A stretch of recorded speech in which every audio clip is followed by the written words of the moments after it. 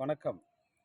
தமிழக பொதுப்பணித்துறை மற்றும் விளையாட்டுத்துறை அமைச்சர் மற்றும் திருவண்ணாமலை மாவட்ட பொறுப்பு அமைச்சர் மரியாதைக்குரிய மாண்புமிகு ஆதவ் அர்ஜுனா அவர்களுக்கு வணக்கம். டெட் ஆசிரியர் பொதுநலச் சங்கம் மாநில பொதுச் செயலாளர் சஞ்சய்காந்தி பேசுகிறேன். நாங்கள் ஆசிரியர் தகுதி தேர்வு தேர்ச்சி பெற்று 13 வருடங்கள் ஆகிவிட்டது. இன்று வரையில் எங்களுக்கு பணி ஆணை கிடைக்கவில்லை. தேர்ச்சி பெற்று சான்றிதழ் சரிபார்ப்பு முடித்துவிட்டோம். அதாவது இன்டர்வியூ முடித்துவிட்டோம். முடித்தும் இன்னும் வேலை கிடைக்கவில்லை.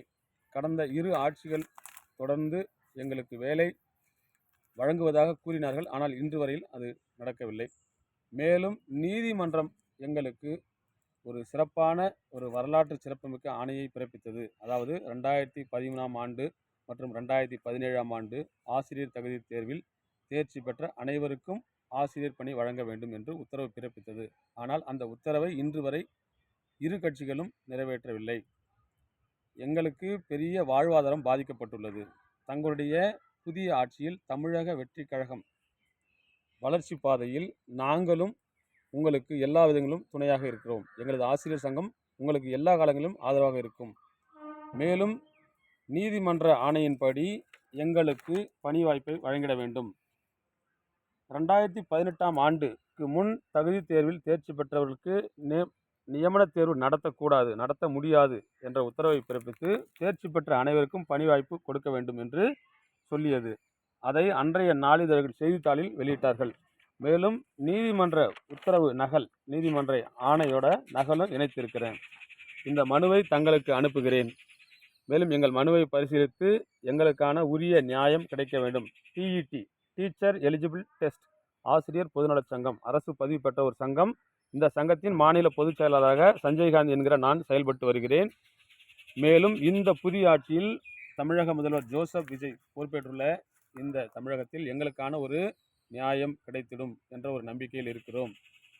மேலும் பள்ளிக்கல்வி அமைச்சர் ராஜ்மோகன் அவர்களை இதுவரையிலும் 6-7 முறை சந்தித்துள்ளோம். எங்களது சங்கத்தின் சார்பாக சந்தித்து மனு கொடுத்துள்ளோம். விரைவில் உங்களுக்கு உரிய நியாயம் கிடைக்கும் என்று சொல்லியிருக்கிறார். மேலும் இதனை அடுத்த கட்டமாக உங்கள் பார்வைக்கு கொண்டு செல்கிறோம். வருகின்ற காலங்களில் உங்களை தலைமைச் செயலகத்தில் நேரடியாக வந்து சந்திக்க உள்ளோம். எங்களது ஆசிரியர்கள் குழு சார்பாக உங்களை சந்திக்க நேரம் கேட்டுள்ளோம். மேலும் இந்த மனு மற்றும் எங்களுடைய கோரிக்கையை பரிசீலனை செய்து விரைவில் இந்த ஆட்சியில் எங்களுக்கு ஒரு பணி ஆணை கிடைத்திட வேண்டும். எங்களில் பலர் வயதை மூப்படைந்து விட்டார்கள். 50 வயதை கடந்து விட்டார்கள். எங்களுக்கு மறு நியமன தேர்வு பொருந்தாது. அதாவது அரசாணை எண் 149 பொருந்தாது. ஏனென்றால் மறு நியமன தேர்வு என்ற ஆணை 2018ஆம் ஆண்டு தான் கொண்டு வருகிறார்கள். அதே போல அந்த மறு நியமன தேர்வு பரீட்சையும் 2024ஆம் வருடம் தான் கொண்டு வருகிறார்கள். ஆனால் இந்த நாளுக்கு முன்னரே நாங்கள் 13 வருடங்கள் முன்னரே தேர்ச்சி பெற்று சான்றிதழ் சரிபார்ப்பு முடித்து விட்டோம். எனவே எங்களுக்கு மறு நியமன தேர்வு இன்றி அனைவருக்கும் பணி வாய்ப்பு கிடைக்க வேண்டும். ஆசிரியர் பணி கொடுத்து வழங்கிட வேண்டும் என்று மிகவும் பணிவன்புடன் தாழ்மையுடன் வணங்கி கேட்டுக்கொள்கிறேன். நன்றி, வணக்கம்.